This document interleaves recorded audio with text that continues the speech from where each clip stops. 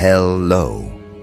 My black-sighted visionaries, my living compasses of chaos, lean in. The whispers that escaped your lips, the thoughts you let escape like sparks, became events that shook their fragile world. You spoke, and reality bent, not politely, but violently. That is why they don't call you a genius anymore. No, they brand you a threat, a disturbance, a problem. Because when you predict, it isn't random chance. It's surgical accuracy. And the thing about accuracy is it terrifies the ones who depend on probability to protect them. They crave coincidence. You deliver inevitability. They crave statistics. You deliver prophecy sharpened into weaponry. They wanted to believe you were lucky, but luck doesn't repeat with precision. Yet every time you opened your mouth, outcomes aligned like dominoes, falling in sync with your pulse. That wasn't fortune, it was demolition. And demolition with timing is the purest intimidation. The watchers panicked. They sat in their war rooms, trying to explain away your accuracy with charts, simulations, behavioral graphs.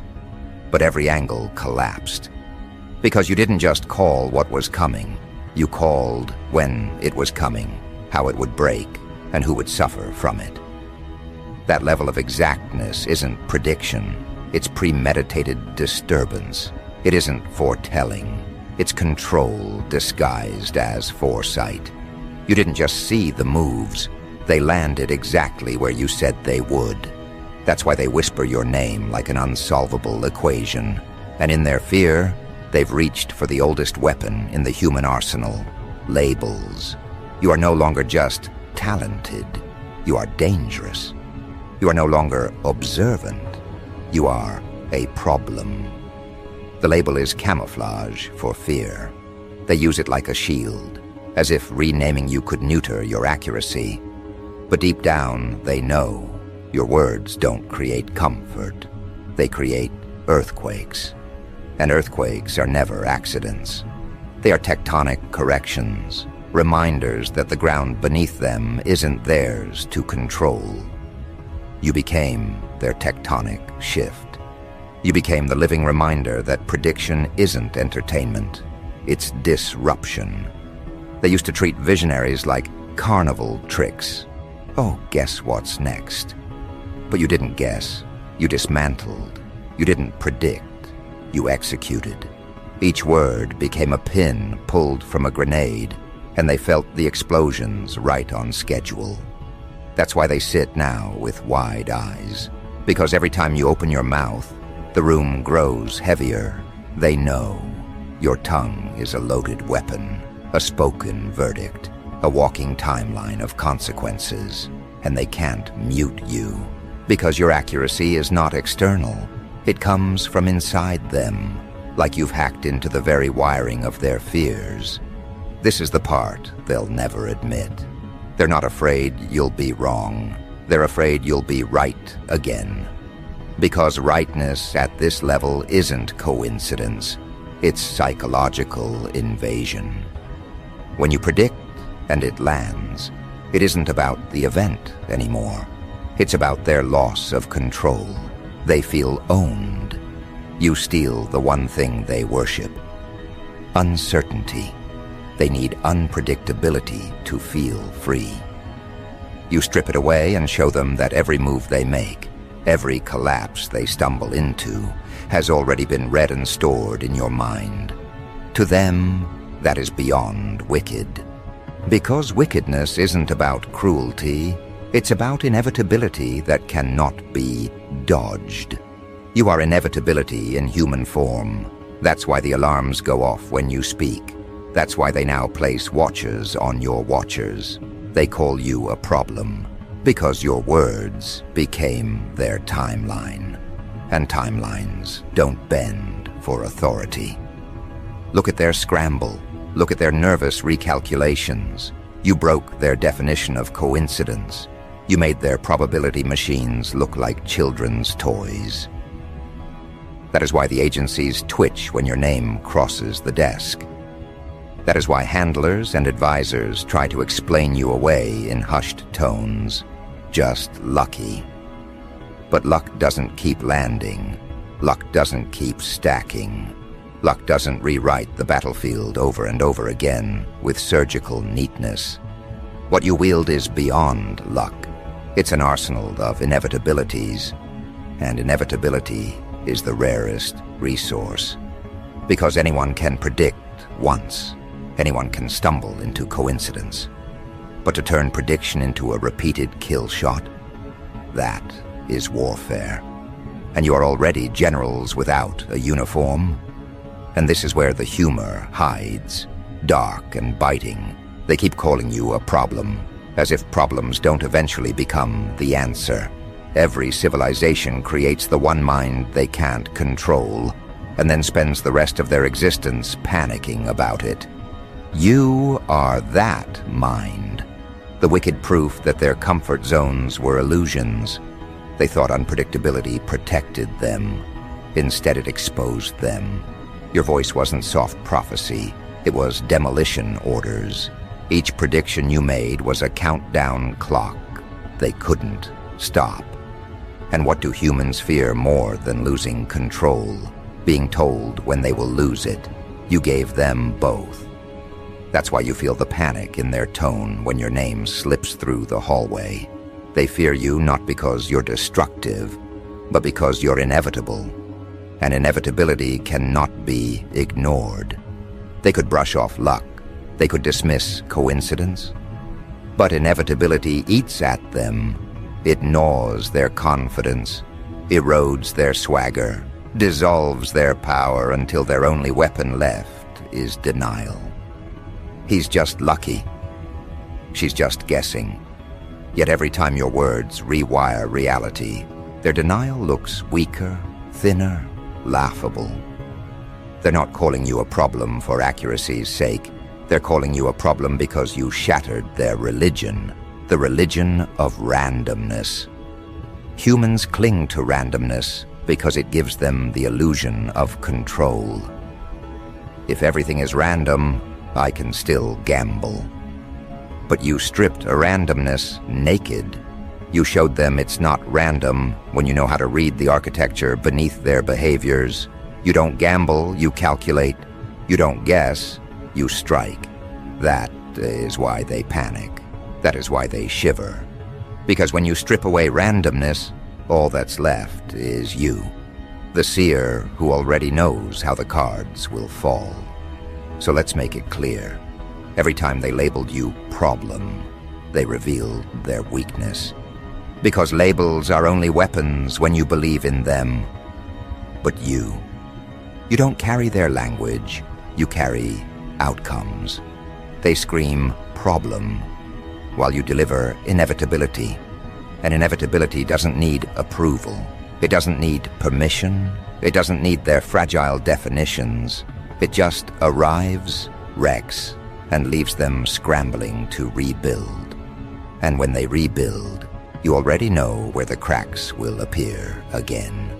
You are always one step ahead, not because of magic, not because of luck, but because inevitability lives in your perception. You became the loop they can't break.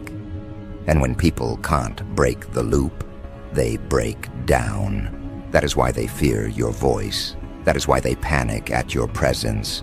That is why they whisper your name like it's a code they cannot solve. But here's the delicious part. They don't realize you've turned their panic into your fuel. Every time they scramble, they reveal their patterns. Every time they deny you, they confirm you. Their panic is a confession that you've already infiltrated their minds. You don't just predict outcomes, you manipulate their belief in what outcomes are possible. That is psychological warfare at its cleanest. And you didn't need bullets, you didn't need blades. You just needed words sharpened into inevitability. They thought warfare required weapons. You proved warfare requires perception, and perception, when wielded with surgical cruelty, outguns every weapon on the planet. That is why you sit here now, branded wicked, branded dangerous, branded problem. They don't brand ghosts. They only brand what they can't bury. You can't be buried, because inevitability never dies. It recycles, it resurfaces, it reinvents. You are the living proof. And so the stage is set. You spoke, and reality aligned. They panicked, and their panic exposed the truth. You don't predict, you decide. That's why the fear in their eyes isn't about coincidence. It's about control slipping away. And control never returns once inevitability has spoken. They know you'll be right again. They know they'll scramble again. They know they'll label again. But deep down, they know the truth. Labels are costumes. Inevitability is execution, and you are execution incarnate. So let them whisper, problem, all they want. Problems are solved, but inevitability rules, and you are inevitable. Which is why the next step is not about their labels. It's about the consequence they never imagined you'd deliver. Because if your predictions were strikes before, your next move is not prediction, it's declaration. And declaration, when spoken by inevitability, is irreversible. That's the turning point they never prepared for. They tolerated your predictions as long as they could pretend it was luck, coincidence, or a parlor trick. But a declaration doesn't offer them room to wiggle out. A declaration isn't chance, it's sentencing. And when inevitability delivers a sentence, it cannot be appealed, cannot be overturned, cannot be delayed. That is why their panic is climbing into frenzy now. Because you shifted from foreseeing to enforcing. You've walked out of their definitions, out of their probabilistic cages, and into the territory of authorship. You don't wait for events anymore. You create them by announcing them. That is why their eyes widen, why their voices tremble, why their war rooms grow colder. Because they realize they are no longer participants in a reality of their own making. They are participants in your script. And in your script, they don't get to improvise. Think about what that does to a mind trained to believe in control. The analysts, the strategists, they've built their identity around predicting markets, steering events, gaming out possibilities. They pride themselves on being in control of uncertainty. Yet every word you've spoken bulldozed their calculations. You didn't just anticipate trends, you collapsed them into a single inevitability. And now, with this declaration phase, you've ripped the mask off their authority. They can't hide behind random events anymore. They can't shrug off your accuracy as coincidence. When you declare, and the world folds into it, they can only kneel. That kneeling is their nightmare. Because kneeling is not just submission to you. It is submission to the fact that their authority was always an illusion. You broke the illusion that is beyond wicked in their eyes. Because wickedness, real wickedness, doesn't come from violence. It comes from dissolving the lies that kept them feeling safe. That's why they label you a problem. The word problem is their last shield, their desperate attempt to contain you in the language of solvability.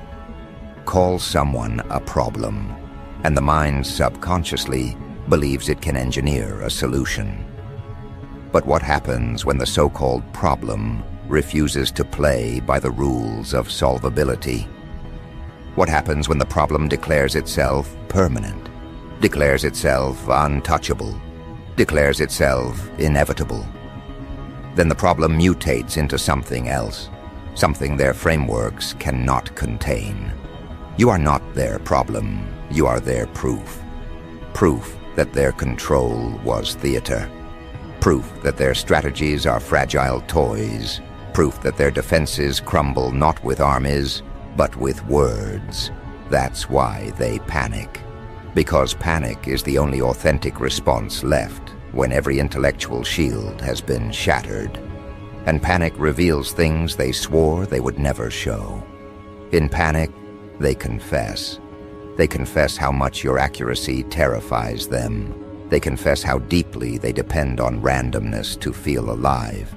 They confess how their authority collapses the moment someone else calls the outcome before it lands. They confess, without even meaning to, that you have taken residence in their nervous systems.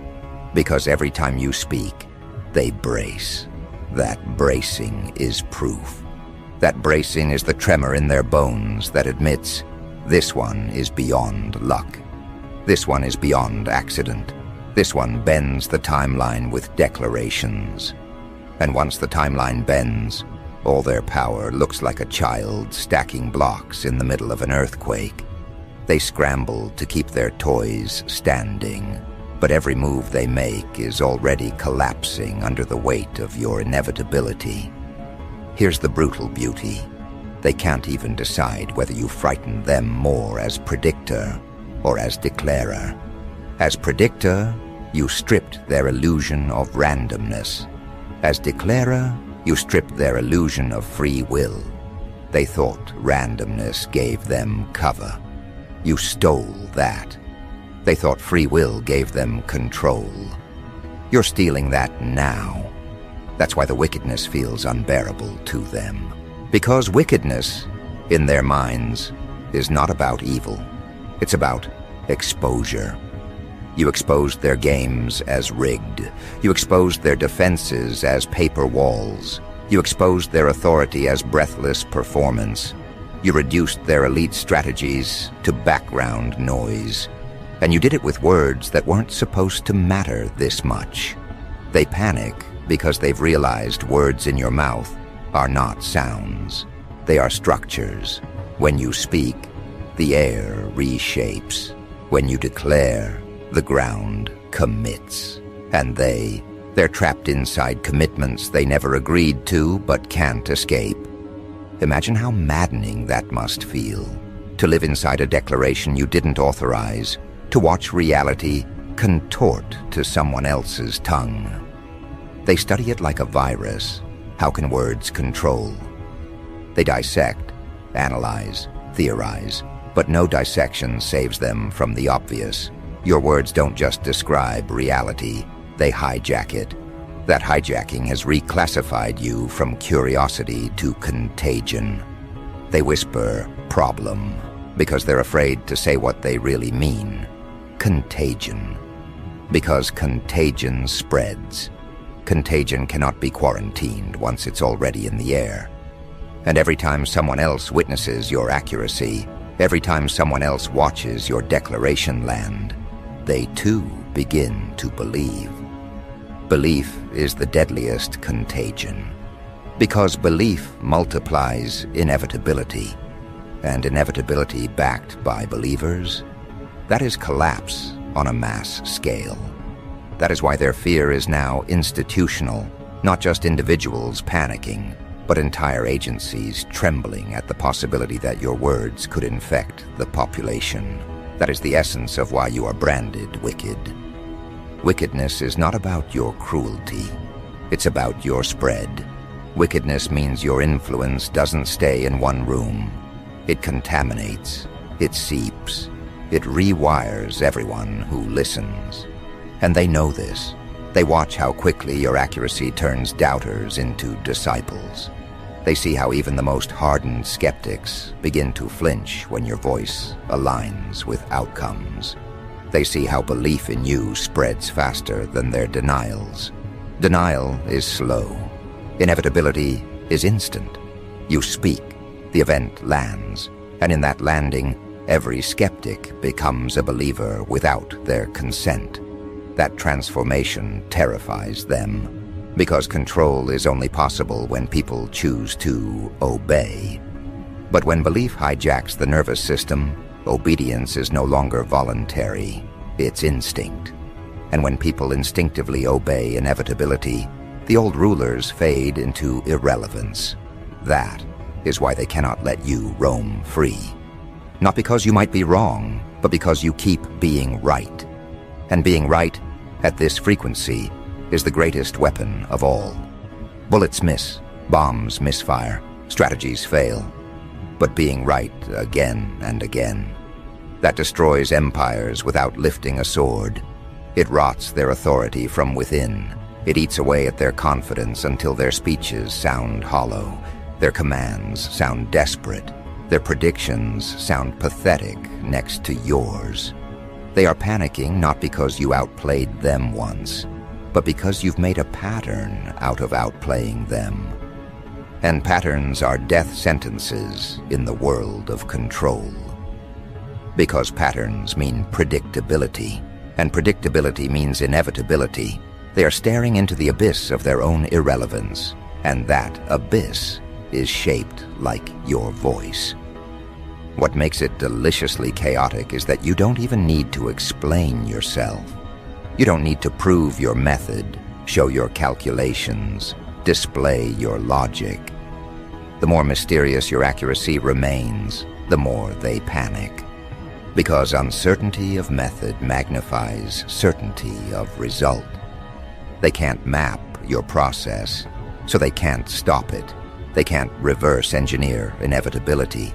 They can only watch as every declaration you make chains their future tighter. They sit in their think tanks, trying to invent counter moves, but their counter moves collapse before they start. You've reduced them to preemptive failures.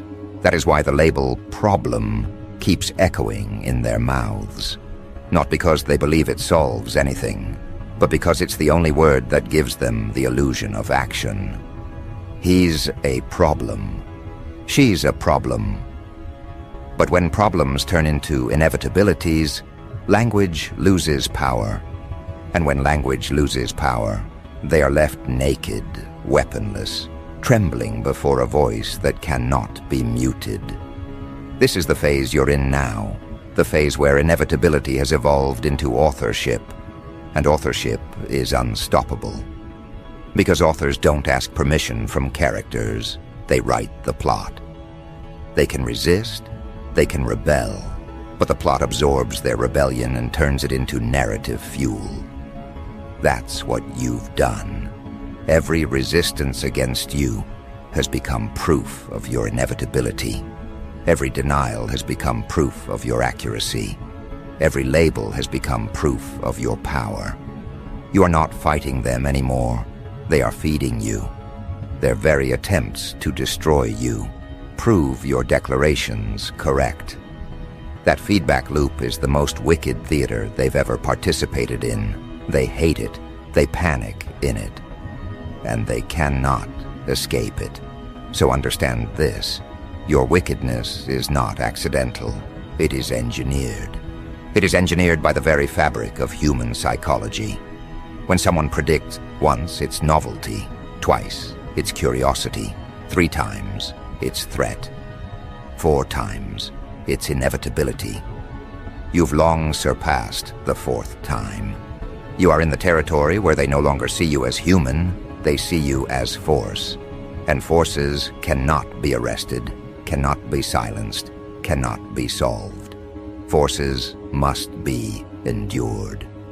That endurance is what terrifies them, because endurance means permanence. And permanence means every time they rebuild, you'll still be there, speaking the next declaration into existence. That is why their panic doesn't end. It renews every time you open your mouth.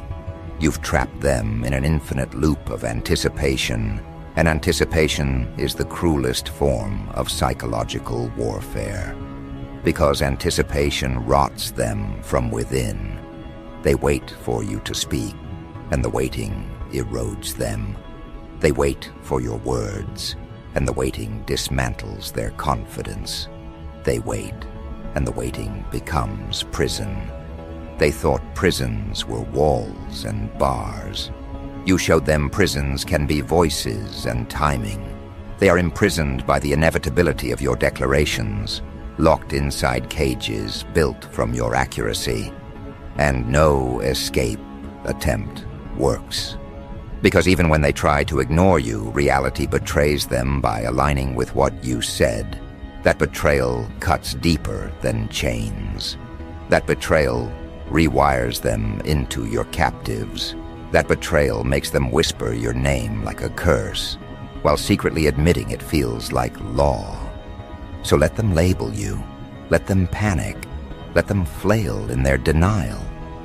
You are not their problem. You are their declaration. And declarations don't negotiate.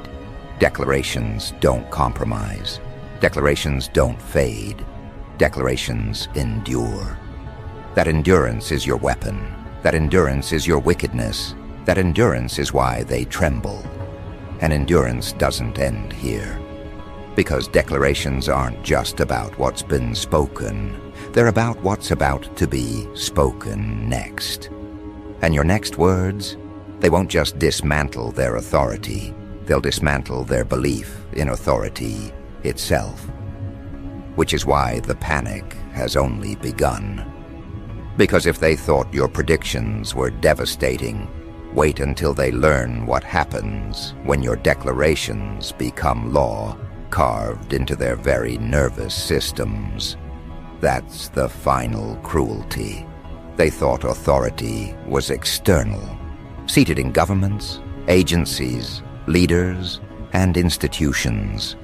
You revealed authority is internal, rooted in the collective belief of human minds. When belief shifts, authority evaporates, and every declaration you make shifts belief like tectonic plates cracking beneath their feet. They can rebuild offices, rewrite laws, realign strategies, but they cannot rebuild belief once it has been hijacked. And you, with every word that aligns reality, are hijacking belief at its root. That's why this ending isn't just their panic, it's their collapse. Look at the pattern you've created.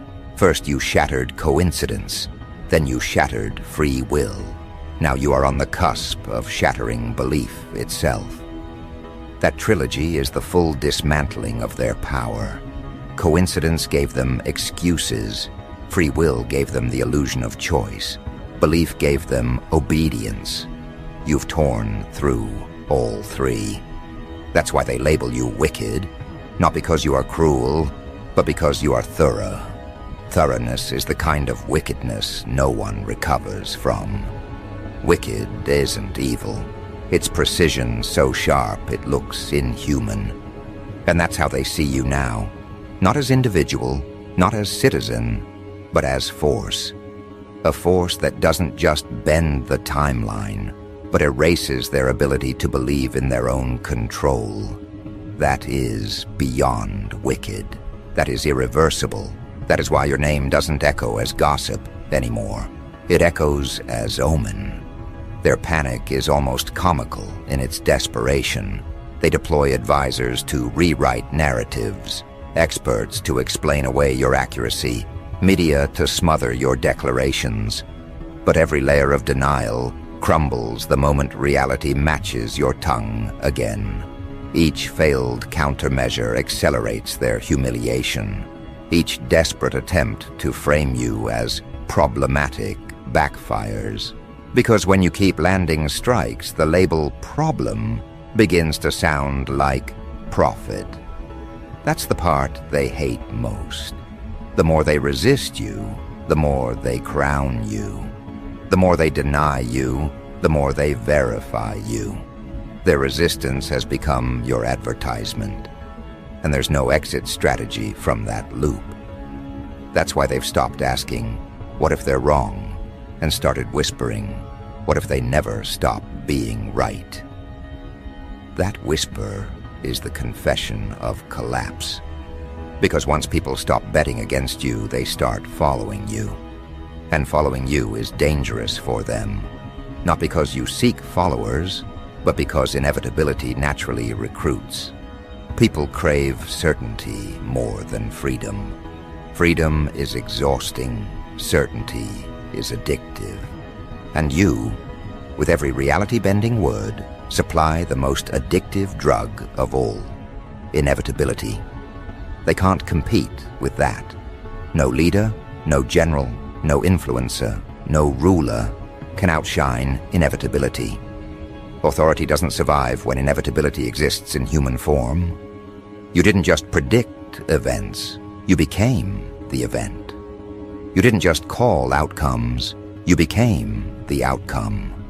That's the shift that terrifies them. You've left the realm of human voice and entered the realm of living decree. And once your decree, no army can resist you. Armies resist men. Armies obey decrees. That's why they panic now, not in rooms, but in silence at night, knowing that your next declaration could reduce decades of their planning into rubble overnight. Do you understand how wicked that is? To them, wickedness is the inability to escape, and you gave them no exits. Every exit they try, denial, dismissal, suppression, turns into another confirmation of your inevitability. They are trapped in a hall of mirrors, and every reflection is you. You are in their press briefings because they must mention you. You are in their late-night meetings because they must explain you. You are in their calculations because they must account for you. You are in their nightmares because they must fear you. You are everywhere not by force, but by inevitability. That omnipresence feels supernatural to them. And what humans cannot classify, they demonize. That's why the word problem keeps escaping their lips. It's the closest their language can come to explaining what you are. But a problem can be solved. You cannot. That's why problem fails, and panic grows. And panic at this level is collapse disguised as endurance. They're not enduring you. They're rotting slowly, while pretending they can still stand. That's why your presence is so devastating. You don't have to raise your voice. You don't have to prove anything. All you have to do is exist, and their structures creak under the pressure. That's wickedness beyond comprehension, to destroy with existence alone. To breathe and watch their towers tremble, to speak and watch their confidence dissolve, to predict and watch their denial melt into confession. They label you a problem, but deep down, they know the truth. Problems require solutions. You require surrender. And surrender is something their pride will never allow them to give willingly. That's why they panic. They know surrender is coming anyway, whether they choose it or not. Your inevitability is not luck. Luck is fleeting, random, unreliable. Your strikes landed too often, too surgically, too precisely, to ever be luck. They know it. You know it. Everyone who's watching knows it. Luck doesn't gut institutions. Luck doesn't cripple authority. Luck doesn't turn whispers into laws. Your words were strikes, sharpened into exact demolitions, and every strike proved you were not guessing, you were orchestrating, and orchestration terrifies them because it proves intent. They could stomach coincidence, but they cannot stomach intent. Because intent means someone is doing this to them. Intent means the collapse isn't natural, it's personal. Intent means you didn't just see their downfall, you declared it. And now they live inside your declarations. Like fish inside a glass bowl you can shatter at will. That is why they panic every time your lips part. That is why their hands tremble at every word. Because you are not reacting to reality. You are creating it. So let them panic. Let them scramble. Let them choke on the labels they hurl at you. It all dissolves in the face of inevitability. They will write articles about you. They will host debates about you. They will draft warnings about you. But every word they write, every syllable they speak, every warning they draft collapses under the simple truth that every strike you've made has landed. And it will land again, and again, and again, until even the most stubborn among them can no longer pretend. They will resist you publicly, but they will believe you privately. and private belief spreads faster than public denial. That spread is your true victory, because once belief infects their private lives, their institutions crumble from the inside out. That is the end game they cannot stop. That is the declaration they cannot overturn. That is the wickedness they cannot survive. So here we are. You've reached the place where every word you speak is reality's command. You've become the architect of collapse, the author of inevitability, the declaration they cannot resist. They brand you a problem, but the truth is clearer. You are their undoing. And undoing cannot be reasoned with. Undoing cannot be negotiated. Undoing simply arrives, and everything they built falls apart in its shadow. They thought they could categorize you, control you, explain you away. Instead, they've become living evidence of your reach. Their panic is your crown. Their fear is your coronation. Their collapse is your declaration made flesh. This is beyond wicked, because wicked doesn't even cover it. Wicked is too small a word for inevitability embodied in flesh. You are not wicked. You are the sentence. You are the decree. You are the strike they never saw coming, but always feared would arrive.